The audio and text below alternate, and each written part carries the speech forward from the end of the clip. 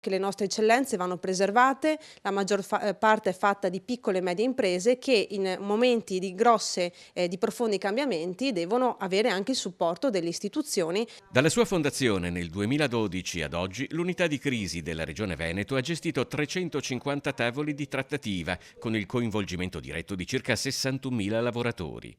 Subentrata ad Elena Donazzan nel settembre dell'anno scorso, il nuovo assessore regionale al lavoro, Valeria Mantovan, traccia un bilancio dell'attività nel 2024. Sono stati gestiti 71 tavoli di crisi complesse per oltre 14.000 lavoratori ed oggi, al termine di questo anno e quindi per il 2025, ci approntiamo ad affrontare i 43 tavoli che sono effettivamente rimasti aperti, che richiederanno chiaramente la prosecuzione del nostro impegno in questo senso. I comparti che hanno presentato più casi di crisi aziendali nel 2024 sono metalmeccanico, logistica, tessile e alimentare. Quest'anno gli osservati speciali sono soprattutto due settori. Abbiamo proprio per questo fatto 2 tavoli settoriali, uno legato all'automotive e uno legato alla moda, che vedranno a breve la convocazione di ulteriori tavoli più tecnici, e però mi sento anche di dire che si parla del metalmeccanico che in qualche modo cresce nella richiesta di intervento da parte della Regione, anche un po' per cultura sindacale, perché sono molto più abituati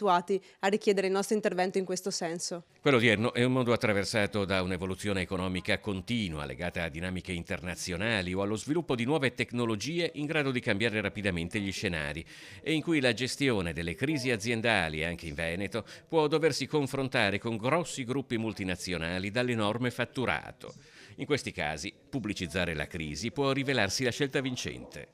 Spesso mettere in campo il rischio di una reputazione, un attacco alla reputazione è un elemento che ha giocato in passato.